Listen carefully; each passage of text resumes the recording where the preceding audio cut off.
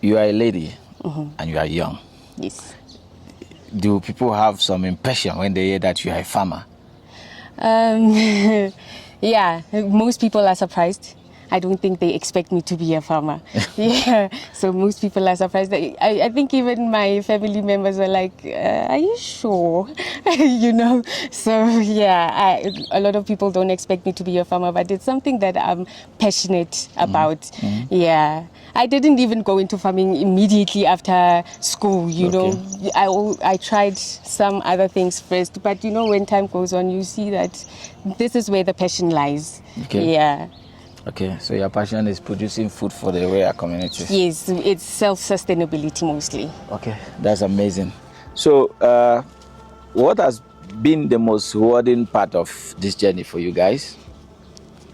I'll say the number one will be just to be a pioneer, because we are the first ones in Soweto to have such. So just being a pioneer of such a system, it's a great benefit. Another one, I'll say obviously the profit margins. The profit margins. So every time you see money, you say, oh, you don't eat your profit, huh? No. The profit, we use it also to reinvest in the business. As you have said, this is a high cost system. Yes. So once it gets starting, you need to also maintain it. So that's where we put back our profits most from it. And what's nice is that we are working where we stay. Okay. We are working in the community, so we are saving a lot in terms of transportation, in terms of going to town and finding work. So we are also employed where we stay. So Yes. I think that's a major benefit about such project. I think since I've been in agriculture for the past 10 years, I've seen how it's a potential, or it's a catalyst for creating jobs. I would advise anybody to go to farming because of, firstly, you get to feed yourself before you can make profit. You get to feed yourself. I always say we buy almost everything with the money that we earn. So if you've got your small garden or a small aquaponic system, you are starting to feed yourself and save a little. Secondly, you can make extra. You know, you can make extra in terms of profit. If you get more produce from your garden, you can also sell to your neighbors, sell to the community, or you can also give back. You can also give back to the needy. Because of giving back also, it's very important. It's a very fulfilling activity. So holistically, I would encourage people to get into agriculture, and I'll say also it's therapeutic. You know, working with nature, it's very therapeutic. So, and one needs it in a world that we live in that has got so much negativity that's going on. So it really has a positive impact. Agriculture has a positive impact. So I would advise everybody, and I always say agriculture is in each and every other person's blood. You know, it runs through our blood. Yes, because of our forefathers were doing it. So yes, and we feed through it. 100%. That's amazing. That's amazing. Imagine growing vegetables and fresh fish in a single system. Good day, I'm Ayon, and welcome to AGRICDECK. On today's episode, we are in an aquaponics farm with over 8 years existing. Okay, my name is Max Nkwana. I'm Palisa Seku. My name is Nkosina Dube. We run an urban agricultural project here in Soweto. It's called Soweto Aquaponics. Our co-op name is Ndofaya Agri. So, what really inspired you guys to start in a setup like this? Okay, this wasn't our first preference. We started on the ground. Our background is permaculture. We did a lot of planting on the ground, but using organic methods. This project came from the city of Johannesburg to uplift the farmers here in Soweto. This technology of growing, it was introduced to us by the city of Johannesburg. So they own the land, and then an NGO by the name of INMED South Africa came with this idea of having this project here. So how we got here, we were interviewed, and lot of farmers were interviewed to come and manage this space, because this space is also meant for training other people, because this technology is still new here. So this is how we ended up getting here in 2018 in September. That's when we started here. Okay. That's amazing. So you guys are producing fish and vegetable. How is the whole process like? Okay. Our system is called aquaponics. Yeah. So which is two systems of agriculture. Yes. Which is aquaculture and hydroponics. So aquaculture is naturally fish farming, and then hydroponics is planting without soil. So together, combined, they call them aquaponics. So the fish and the plants live in the same ecosystem. The fish supply the plants with the nutrients, and the plants clean the water that goes back to the fish. So it's a recirculating system which saves water, which addresses the very important part of water scarcity here in South Africa. Okay, that's amazing. So what kind of crops can you grow in this system? Okay, in this system, you can only grow crops that can grow on the ground. You cannot grow root crops.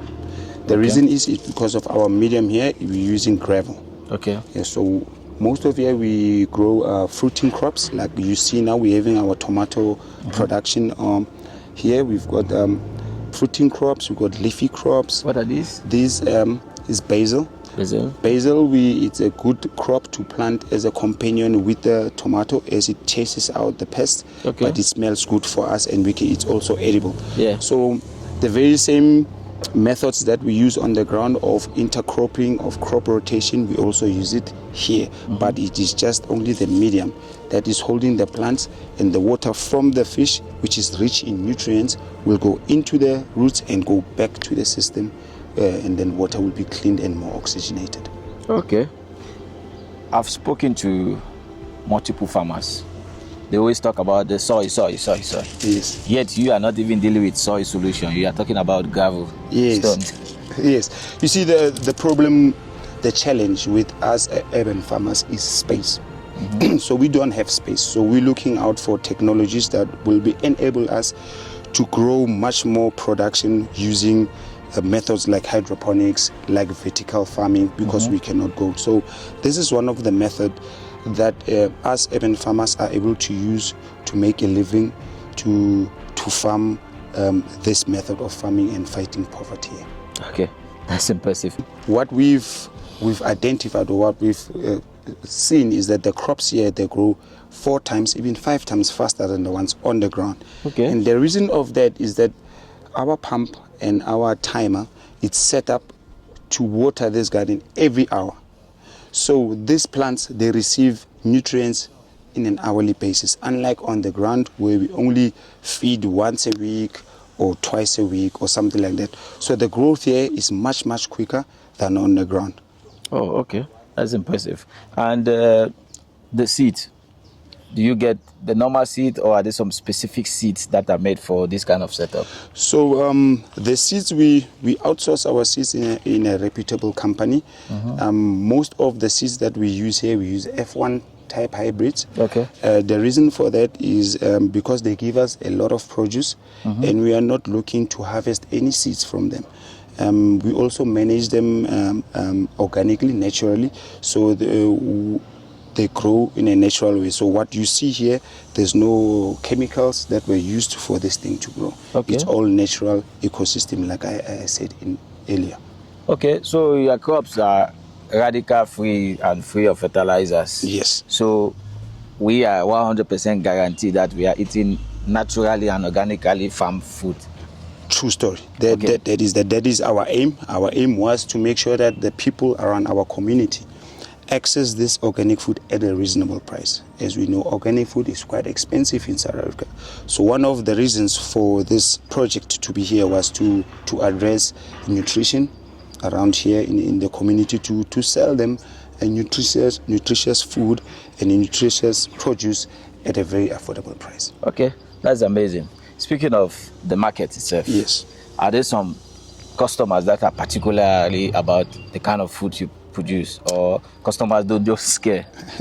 So yes, in the beginning, customers were a little bit scared because they see the structure and then they're a little bit intimidated. But as time goes on, and we did some programs for the community to come and visit the farm and see and familiarize themselves with this project that's happening here. And then from there, they started accepting. We started teaching them about the importance of having such a project in and around the community, and for the need for them to feel like this is part of us.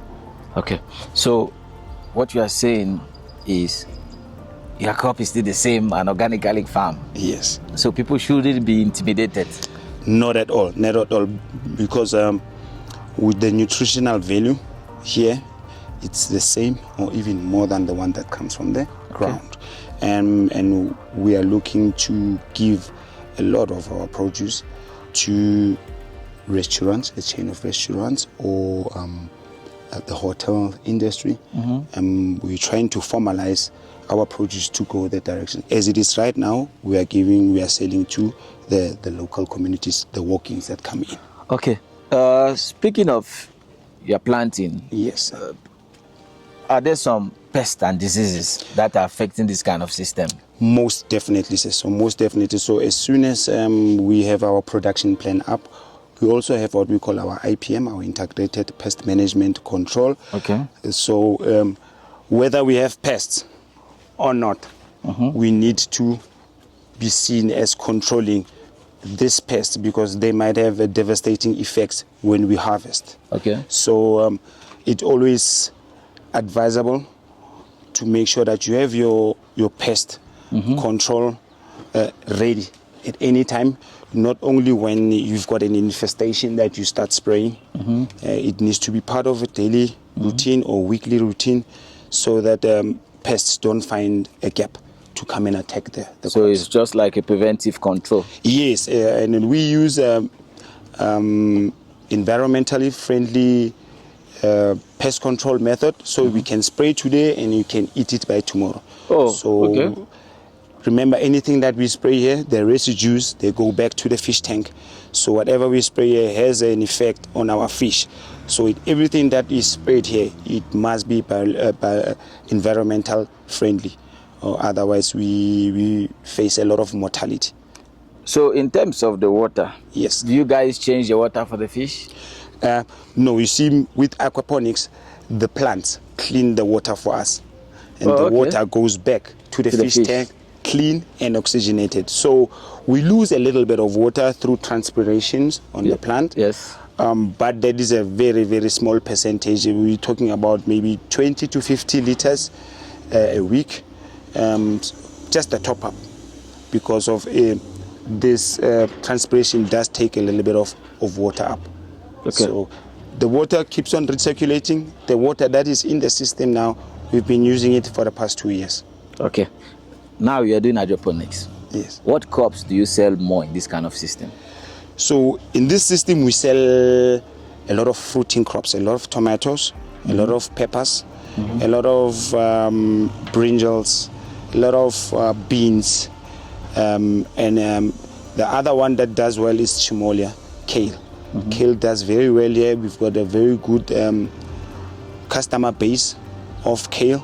So during winter, we actually fill our system with kale. So what we do is we grow seasonal crops. Okay. So we don't grow anything outside of the season.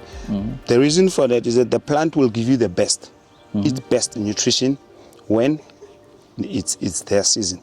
When it's off their season, you might have to do two things to make sure that the plant survives.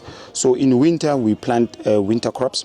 We will plant our cabbage, we'll plant our kale, we'll plant our spring onion, and we'll plant also English mustard. Okay. So those are the plants that we plant in winter.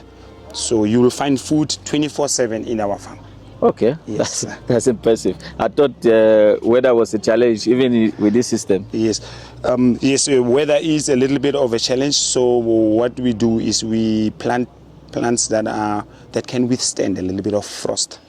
So we because we've got a greenhouse next door, we'll move our spinach inside the the greenhouse. And then we only have the plants that can withstand frost outside. Okay, that's amazing. You have the net. Yes, sir. Why do you have the net? Okay, number one, our biggest enemy is the birds.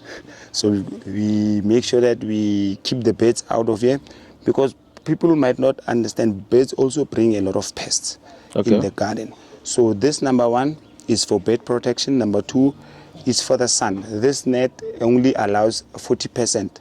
So it's a 40% shade net. So there's a 40% shade and 60% sunlight, which was engineered especially for the crops. Number two, it also keeps out any other pests that come here at night. And we've been experiencing a lot of hail lately. So hail is also one of our biggest enemies. So the net also protects our crops from severe weather conditions. Okay, that's amazing. So what is the day-to-day operation like in this such a farm? Okay, so in the morning we'll walk in, come in. The first thing we check is our aquaculture system where we keep our fish.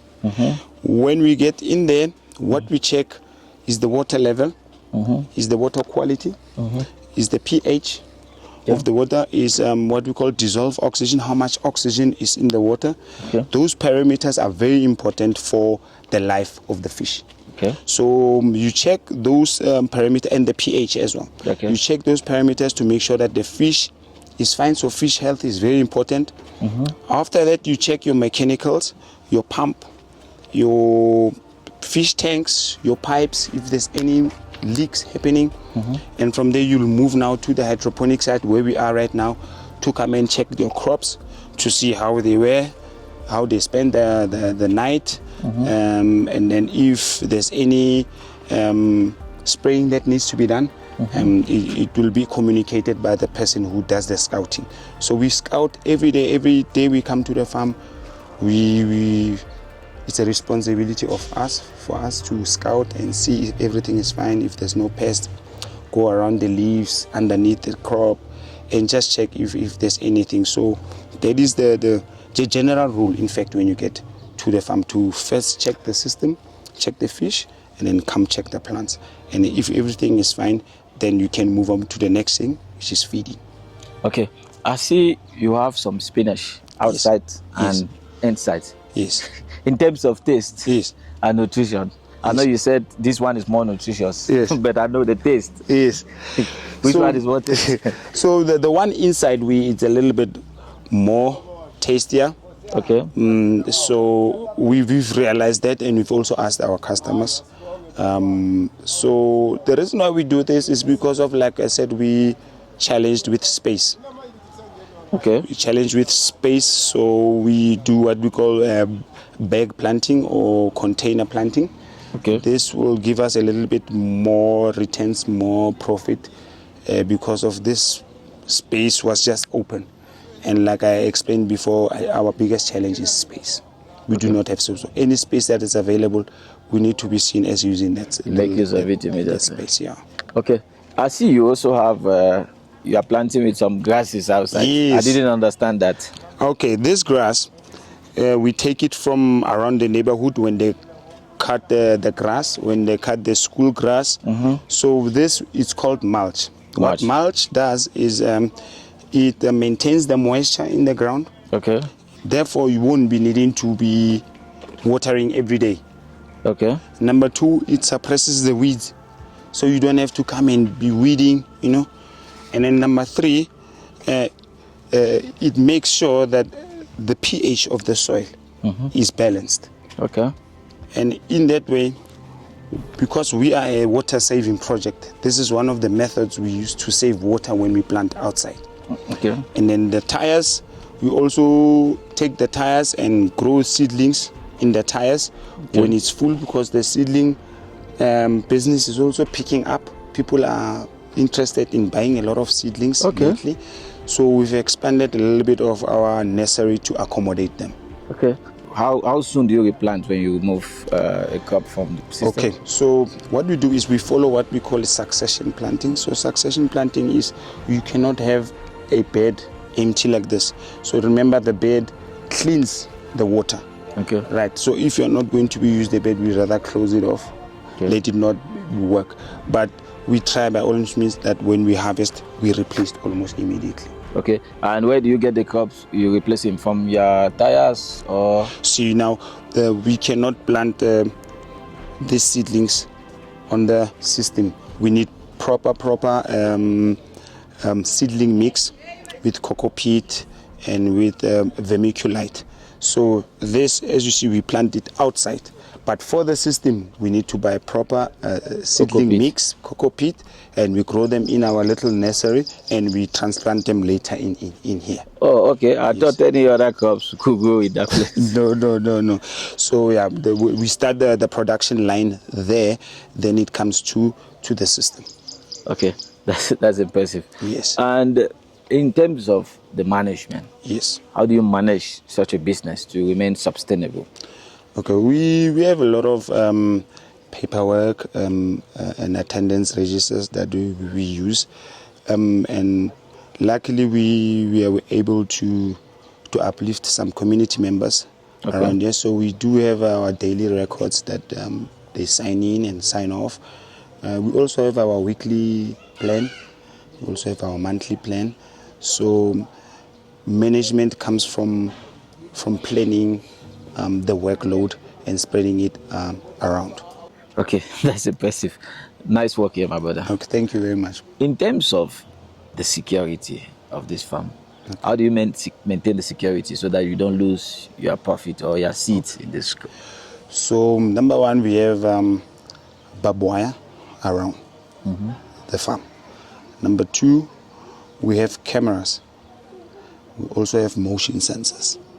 So security is very important when you're going to set up such an establishment, especially in the location, because obviously people will want to come in. And we are also lucky that just behind our project there's a construction that's going on, and they also keep 24-hour security there. Amazing. So that is how our project stays safe most of the time. But I would say that the barbed wire and the camera and the motion sensors, they made a lot of difference. Okay, that's amazing. My brother, what species of fish do you have here? We've got African catfish. African catfish? Yes. Okay. And why particularly the African catfish? We chose African catfish particularly because of its hardiness.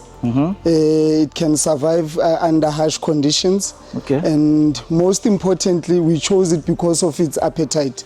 So with the aquaponic system, we use a lot of manure from the fish waste. Okay. So we need a fish that has appetite so that it gives us enough nutrients for the site where we grow vegetables. And the fish, do you feed them naturally? All right, currently we feed them manufactured feed. Okay. So as to monitor how they eat, monitor their activity. So because of the ratio, it's equal in the manufactured feed. That's why we chose the route of buying manufactured feed and feeding them, so that it's easy for us to monitor their activity and their appetite. Okay, that's amazing. At what stage do you stock the fish, or are you producing your own?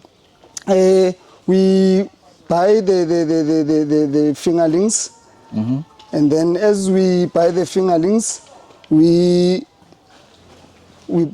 get the fingerlings from the suppliers as small. Okay. And then after that, we grow the fish, we put them in our fish tank, we grow them for about 9 months. About 9 months? Yes, it takes 9 months from them to grow from small, from fingerling size, up to 1.2 kilograms. Okay. Is it not expensive keeping catfish? Yes, that's another tricky side about the aquaponics production, because of you need to have a balance of keeping the fish and also growing the vegetables on the other side.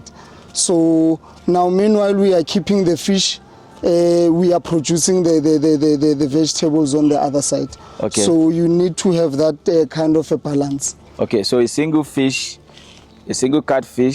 can last for up to 9 months. Yes. And within 9 months, maybe you must have produced about 3, 4, 5, 6 circles of vegetables. Yes. Okay, yes. so they are doing more work for you guys. Yes, 100%. Okay, and in terms of the feeding, how often do you feed the catfish?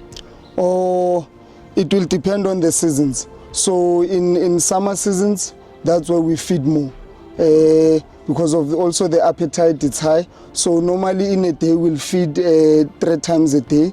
And then in winter time we'll feed less because of even the fish activity is less. Okay. And even the appetite, they don't eat a lot in winter. So now there we will feed all once a day.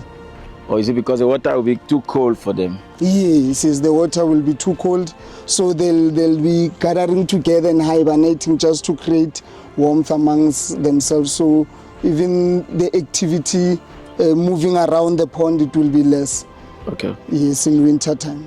Catfish are naturally cannibals. How do you manage cannibalism in catfish? Good question, because of we experience it, but on a small percentage because of the feed.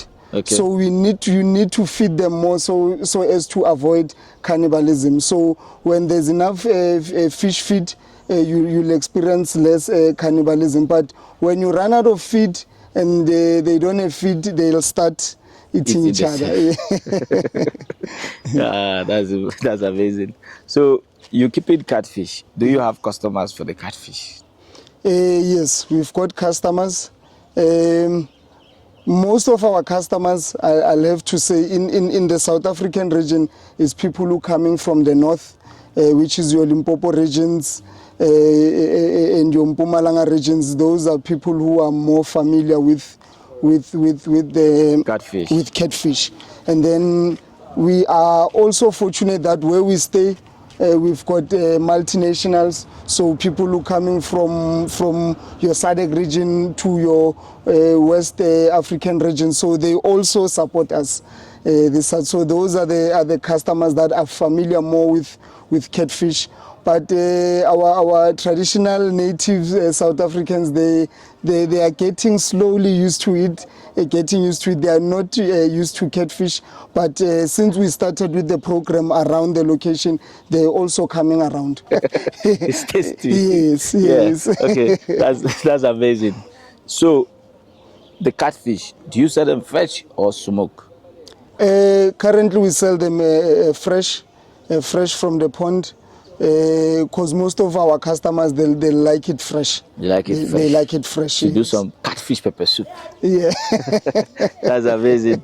That's amazing. Are there some diseases that are affecting catfish? Currently, we haven't experienced a lot of diseases with the catfish because of how the system is designed. The system is designed to highly protect the fishes from any diseases or chemicals that are not needed by the catfish. So I'll safely say we haven't experienced such. Okay, because you are growing organically, you are using the same water for the catfish to feed your crops, and then the crops purifies the water and send it back to the fish. So no diseases is being stopped because everything is being utilized in the system. 100%. Clever, yeah? 100%. Clever.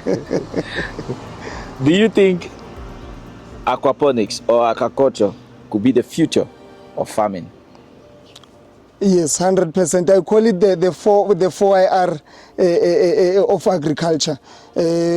Because of the technology. Yes. We are living in a world whereby technology it's very important. So each and every industry is adopting the technology that is used nowadays. So even the aquaponics, the aquaponics system, it's one of the technological systems that will really help the agricultural sphere. So even now, also with encouraging the youth, because of the youth general, when you talk about agriculture, they are thinking of hard labor, manual labor. So with these systems, we show the youth that you can work less and produce more with such systems. Yeah, this is soft life. Yeah. This is soft life. Yes. Okay. So even now, currently, we are teaching your primary school kids around the community. They come as part of their natural science program or project or school program. They come and we teach them about this system. They really enjoy it. And even after school, we welcome kids to the system to come and just see the system. It's really to inspire the youth more than anything with these kinds of systems. So I think they are the future. They are the future of agriculture. Okay, that's amazing. Vegetable or fish? Which has more money? Which has more money? With this system, what I've learned is that they work symbiotically. Okay. Because of, for example, in summer season, we've got a lot of produce with vegetables, and then winter time our vegetables do not grow because of the condition of winter, and that is where now we start making money and selling selling our catfish. So winter season will be selling more of the catfish. That is why I'm saying it works symbiotic. Okay, so winter, how do you manage water? Because in the vegetable during winter, the catfish don't eat too much. They don't move too much. I'm sure the growth too is even reduced during the winter period. Yes. So there is not too much activity. Do you get enough nutrients during that period? Oh yes. So in winter, as I've said, normally that's when we'll be selling our live catfish, and then the water that remains still has got the fish nutrients, so it will keep recycling. So the plants will use the fish water because of it contains the minerals and all that is needed, the chemicals for the plants to grow. So in winter time, that is where now the plants, they still continue to grow because of the water. Okay, that's amazing. This system is very much capital intensive. I think it's not an everyday system. Yeah. Do you think a lot of people have such an amount of money or such an amount of time to put in something you guys have done here? To be quite honest, we wouldn't have done it without the assistance of companies like your InMed South Africa, the NGO InMed South Africa. They really came on board with giving us such a structure. So I believe that as co-ops, we also need corporates that can assist in achieving such greatness. And I always say greatness is never achieved alone. Yes. So we need entities like your InMed South Africa and other entities that are really interested in agriculture to assist us farmers in achieving greatness and alleviating poverty and job creation. Okay, that's amazing. My brother, for someone who is interested in starting an aquaponic system or aquaculture system, what are the basic things they need to have in mind? The first, I'll say you'll have to have the love and the passion. Okay. Because of you are dealing with something that is growing, you know. So you need to really take care of it. So you need to have the love and the passion first. Secondly, you also need to have the love to learn, because of there's so much to learn about the aquaponic system, from the fish growth, how to take care of the fish, how to feed the fish, to taking care of the plants. So you need to be a very open-minded person. Yes. For you to go on such a journey. So those are the main things that I'll say one needs to have in order for him or her to participate in such. Okay, that's amazing. You've spoken well about the beauty of such a big place, the beauty of agriculture and farming. Are there some challenges you face in a system like this? Yes. We've got huge challenges with such systems. For instance, this system works best in isolation. So meaning it works best with a solar system. So if you've got a solar system running, it will work best. So those are some of the challenges that we currently have in our farm with the solar system not working at its optimum best. That can now hamper your profitability or your productivity. Another thing it's water, the availability of water for the fishes. So for example, in our farm, we are using a municipal water, and in the past 2 months we had a serious issue with the water in the district as a whole. So now the system will suffer. So if you've got a borehole in isolation, the system will work better, you know. So those are some of the challenges that the system poses, the challenges that we have in terms of the system. Okay, that's amazing. Okay, you guys are doing soft life farming because everything here is beautiful and easy. So not easy. Not easy. It looks beautiful, but it's not easy. It's hard work. It's very hard work. I'm particular about something. You seem to be the only lady in the couple. No, there's actually 2 of us. Okay. Yeah, the other one is not around. She's in KZN at the moment. Okay. But there's 2 of us. There was one. She was the only one until 2 years ago when I joined them. Okay. Yeah, I only joined them like 2 years ago. So what is your experience being a lady working among men in agriculture and farming? Yeah, so you know what, it's not that challenging. I do find that the guys may try to do all of the work for you. They might think you won't be able to hold a spade, or you won't be able to do this. They want to give you the soft jobs. Yeah, you are the princess, of course. No, I'm here for the work. Here for the work. Okay. Yeah. And in terms of, they say you are the account person. Yes. The bookkeeper. Yes. How do you manage the bookkeeping so that you remain sustainable in this business? It's less spending.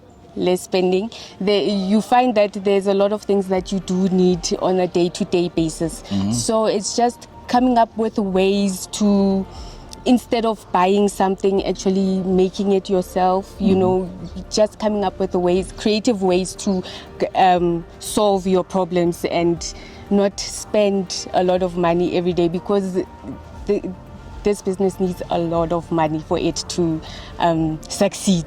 Okay. So if you can come up with ways to creative ways to solve your problems and not take the money out of the business. Yeah, it's impressive to know that women want to receive money. Yeah. They want to manage the spending. How you want to receive the money? Yeah. But you don't want to spend it. We want to close the business, because once the money is always going out, it means the business is not growing. We are not making any profit, and we need the profits. That's amazing. Yeah. So how important to you is women in farming and agriculture? That is very important, because I realized that there isn't a lot of women in this space. Okay. So when you go to meetings or info things, yes, when you go to those, you see there's a whole lot of males, okay, and less women. So it would be great if more women were interested in the space, and also young people, because when you go to things, you see there's a lot of older people, that are in the space, and they also complain that we are older, we are getting old, we can do some stuff. So it would be great if we got some help from younger people. Okay. So it would be great if women were more interested in the space. Okay, speaking of farming and agriculture, how do you market your produce here? So here we use mostly word of mouth. We use social media to produce our stuff. I think our number one thing is word of mouth. We get a lot of walk-ins from people telling other people. So they come here, they get nice spinach at a great price. They go and tell others, oh no, you know, this is where I got my spinach. You know, it's mostly also with the clinic this side. Okay. So you find that when one of the nurses comes and buys spinach, goes back to work, you'll find 10 other people coming. So Telling you see, the patients too. exactly. So word of mouth mostly, and then we also market ourselves through social media. We also have a Instagram account. They say you are what you eat. How is that true for your family? Yeah? It is very true, because I mean, you can see with our generation that there's a huge difference between us and old people from the older generation. We are couch potatoes. We don't want to do anything. We are lazy. You know, we eat junk food. You can already tell with our bodies, you know. So yeah, you are what you eat. The older generation, when they were coming up, you know, they were active. I was speaking to Tabo right now. He was saying, you know, my grandfather herd his cattle until he was 90, I think he said 95. Can you imagine? Right now you won't find anyone 195 herding cattle. You know. So we need to go back to eating organic food. We need to go back to eating organic food. I mean, yeah. Okay. So, my sister, for our viewers out there who are interested in coming here for training, who want to buy some spinach, some tomatoes, some fresh food from you guys, how can they get in touch with you? So we have an Instagram handle. You can go Soweto_aquaponics. That's where you can find us. You can also call us on 071-389-4972. We are based in Mzimhlope, 1054-5 Car Street. Okay. Yeah. Thank you so much for having us. Thank you It's so been a much. pleasure. Thank you. Thank you. We wish you the very best Thank in your you. agricultural journey. Thank you. It's been an honor. Thank you so much, my sister. It's a pleasure. There's too much development happening. We must look at having our farms in urban city centers, aquaponic aquaculture system, and other hydroponic or greenhouse systems must exist to feed our ever-growing population. Thank you for watching. If you are new to our channel, kindly subscribe, click the notification bell, like, comment, so you never miss an episode on Agriculture That Matters. Until then, peace.